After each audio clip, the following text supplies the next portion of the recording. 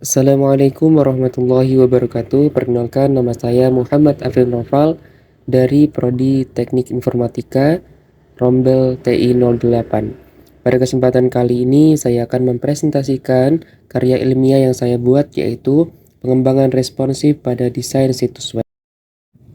Kita mulai dari bagian abstrak. Pada bagian ini kita akan membahas pengembangan responsif pada desain situs web. Mengapa hal ini penting?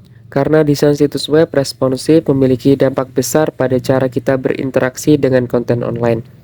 Kali ini kita akan mengeksplorasi bagaimana pengembangan responsif ini mempengaruhi pengalaman pengguna dan meningkatkan aksesibilitas di berbagai perangkat.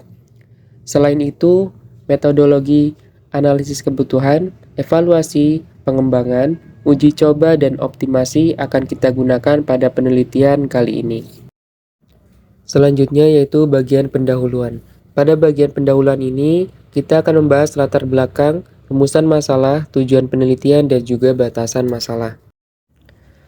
Latar belakang penelitian ini menggambarkan perkembangan teknologi informasi, khususnya desain situs web dan kebutuhan desain responsif.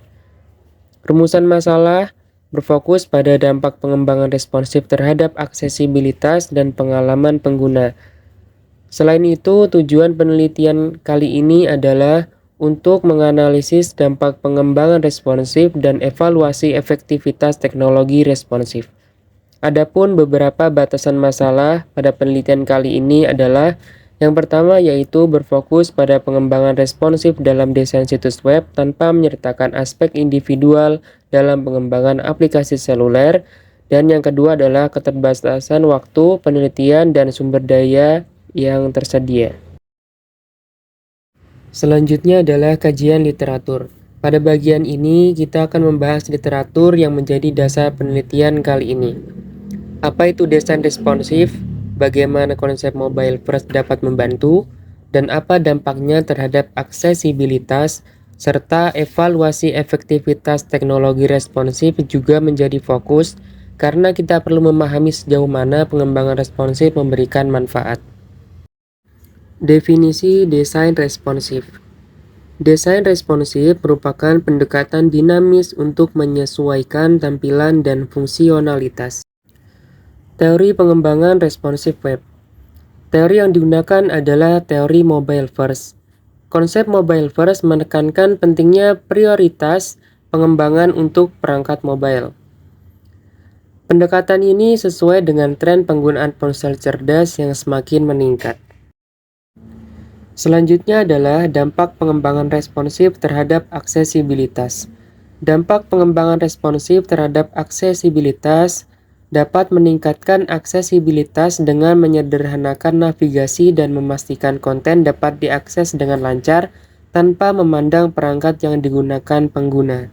Selanjutnya adalah evaluasi efektivitas teknologi responsif.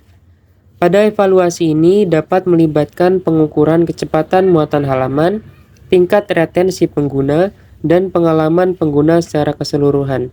Hasil evaluasi ini dapat memberikan wawasan berharga untuk meningkatkan pengembangan responsif di masa depan. Selanjutnya adalah metodologi penelitian. Pada bagian ini kita akan membahas bagaimana kita mendapatkan hasil-hasil dari penelitian ini. Tahapan pengembangan responsif mencakup analisis kebutuhan pengguna, evaluasi situs web yang sudah ada, pemilihan teknologi, pengembangan prototip, uji coba responsivitas, analisis data pengguna, dan optimasi responsif. Serta untuk mendapatkan data tersebut, kita menggunakan berbagai metode pengumpulan data seperti wawancara, survei, observasi langsung, usability testing, dan feedback pengguna. Selanjutnya adalah analisis dan pembahasan. Yang pertama adalah analisis kebutuhan pengguna. Dari hasil penelitian yang kami dapatkan, konsistensi dan kecepatan akses menjadi prioritas utama bagi pengguna. Selanjutnya adalah analisis data pengguna.